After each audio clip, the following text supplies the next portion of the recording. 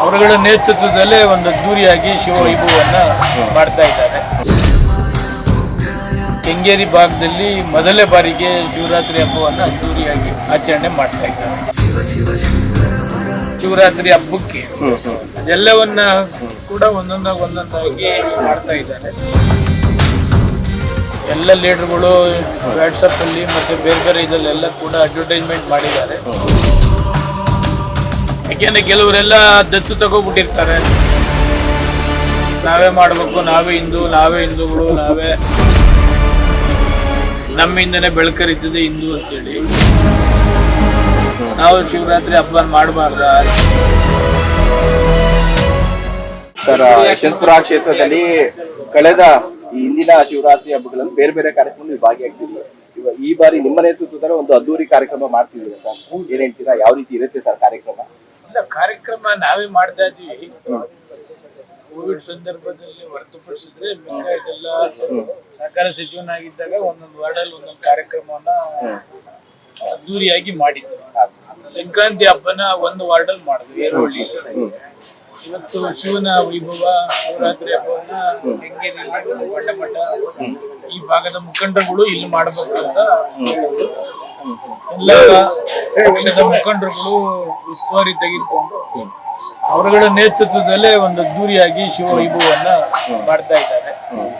ಅದಕ್ಕೆ ಬೇಕಾದಂತ ಎಲ್ಲ ವ್ಯವಸ್ಥೆನೂ ಕೂಡ ಎಲ್ಲ ಲೀಡರ್ಗಳು ಮಾಡಿ ಕೆಂಗೇರಿ ಭಾಗದಲ್ಲಿ ಮೊದಲೇ ಬಾರಿಗೆ ಶಿವವೈಭವ ಶಿವರಾತ್ರಿ ಹಬ್ಬವನ್ನು ಅದ್ದೂರಿಯಾಗಿ ಆಚರಣೆ ಮಾಡ್ತಾ ಇದ್ದಾರೆ. ಸಾಕಷ್ಟು ವಿಶೇಷತೆಗಳಿದೆ. ಕುಂಭಮೇಳಕ್ಕೂ ಇಲ್ಲಿಗೂ ಹೋಗಕ್ಕಾಗದವರು ಇಲ್ಲಿ ಬಂದ್ರೆ ಒಂದು ಕುಂಭಮೇಳ ಫೀಲ್ ಆಗಂತದ್ದು ಏನಿದೆ ಸರ್? ಕುಂಭಮೇಳ ಅದು ಸಮುದ್ರ ಇದ್ದಂಗೆ. ಸ್ವಲ್ಪ ಒಂದು 12,000 ಜನ ಅಂತ ನಾವು ಲೆಕ್ಕ ಹಾಕಿರ್ತಕ್ಕಂಥ ಈ ಸುತ್ತಮುತ್ತಲು ಎಲ್ಲರಿಗೂ ಕ್ಷೇತ್ರಕ್ಕೆ ಮೆಸೇಜ್ ಹೋಗಿದೆ. ಎಲ್ಲ ಲೀಡರ್ಗಳು ವಾಟ್ಸಪ್ ಅಲ್ಲಿ ಮತ್ತೆ ಬೇರೆ ಬೇರೆ ಇದಲ್ಲೆಲ್ಲ ಕೂಡ ಅಡ್ವರ್ಟೈಸ್ಮೆಂಟ್ ಮಾಡಿದ್ದಾರೆ. ಆಮೇಲೆ ಪಾಂಪ್ಲೆಟ್ಸ್ ಕೂಡ ಡಿಸ್ಟ್ರಿಬ್ಯೂಷನ್ ಆಗಿದೆ. ಪ್ರತಿಯೊಬ್ಬರು ಈ ಶಿವ ವೈಭವದಲ್ಲಿ ಭಾಗಿಯಾಗಬೇಕು ಅಂತಕ್ಕಂಥದ್ದನ್ನು ಕೂಡ ಮಾಡಿದ್ದಾರೆ. ಅದಕ್ಕೆ ಗಂಗಾ ಜಲ ಕೊಡ್ತಕ್ಕಂಥದ್ದು, ರುದ್ರಾಕ್ಷಿ ಮಣಿ ಕೊಡ್ತಕ್ಕಂಥದ್ದು, ಬಂದಂತರಿಗೆ ವಿಭೂತಿ ಹಾಕ್ತಕ್ಕಂಥದ್ದು,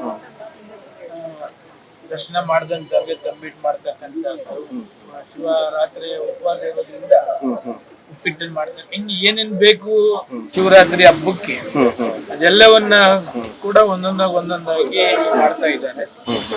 ಕಮಿಟ್ಮೆಂಟ್ ಇಂದ ಈ ಭಾಗದ ಎಲ್ಲ ಮುಖಂಡರುಗಳು ಶಿವರಾತ್ರಿ ಹಬ್ಬವನ್ನ ವಿಶೇಷವಾಗಿ ಆಚರಣೆಯನ್ನು ಮಾಡ್ತಾರೆ. ಇನ್ನು ಲಿಂಗುಗಳಲ್ಲೂ ವೆರೈಟಿ ತರೋದು ಯಾವ ತರ? 12 ಮಾಡ್ತಾ ಇದ್ದಾರೆ. ಕಂಪ್ಲೀಟ್ ಸಾಯಂಕಾಲ ಆಗೋದಕ್ಕೆ ಒಂದೆಲ್ಲ ಅಂತಿಮ ಪಿಕ್ಚರ್ ಬರ್ತದೆ. ಆಗ ಯಾರೆಲ್ಲ ಏನೆಲ್ಲ ಪ್ಲಾನ್ ಹಾಕಿದ್ದಾರೆ ಅಂತಕ್ಕಂಥದ್ದು ಗೊತ್ತಾಗ್ತದೆ. ಈಗ ಫೈನಲ್ ಟಚ್ ಆಗ್ತಾ ಇದೆ. ಆಮೇಲೆ 6 ಗಂಟೆಯಿಂದ ಬೆಳಗಿನ ಜಾವ 12:30 ಗಂಟೆ ಪ್ರೋಗ್ರಾಮ್ಸ್. ನಾಳೆ ಸಂಜೆ ಶಿವರಾತ್ರಿ ಹಬ್ಬದ ಪ್ರಯುಕ್ತ ಮಲ್ನಾಡು ಟೀಮು, ಕಲರ್ಸ್ ಕನ್ನಡ ಅವರು ಕಾರ್ಯಕ್ರಮ, ಹಿಂಗೆ ಅನೇಕ ಕಾರ್ಯಕ್ರಮಗಳನ್ನ ಈ ಭಾಗದಲ್ಲಿ ಹಮ್ಮಿಕೊಂಡಿದ್ದಾರೆ. ಜನ ಶಿವರಾತ್ರಿ ಹಬ್ಬ ಉಪವಾಸ ಇರೋದ್ರಿಂದ ಎಲ್ಲ ಎಂಟರ್ಟೈನ್ಮೆಂಟ್ ಪ್ರೋಗ್ರಾಮ್ ಶಿವನ್ ಬಗ್ಗೆನೆ ಹಾಡುಗಳು, ಇನ್ಯಾವುದೋ ಬೇರೆ ಶಿವನ್ ಬಗ್ಗೆನೆ ಹಾಡಿರ್ತಕ್ಕಂಥದ್ದನ್ನ ಮಾಡ್ತಾ ಇದ್ದಾರೆ.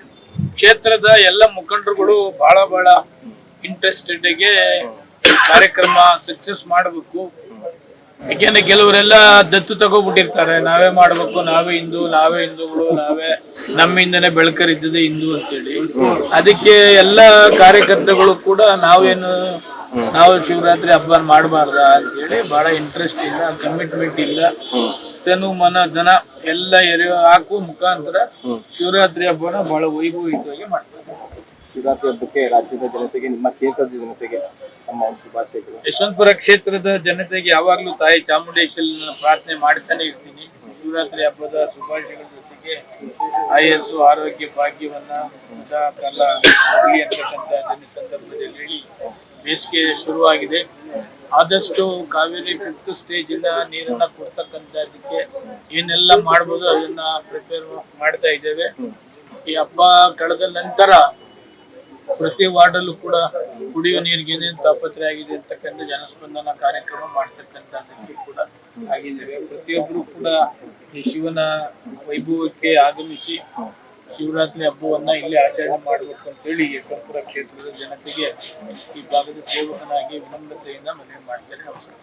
ಥ್ಯಾಂಕ್ಸ್. Thank you.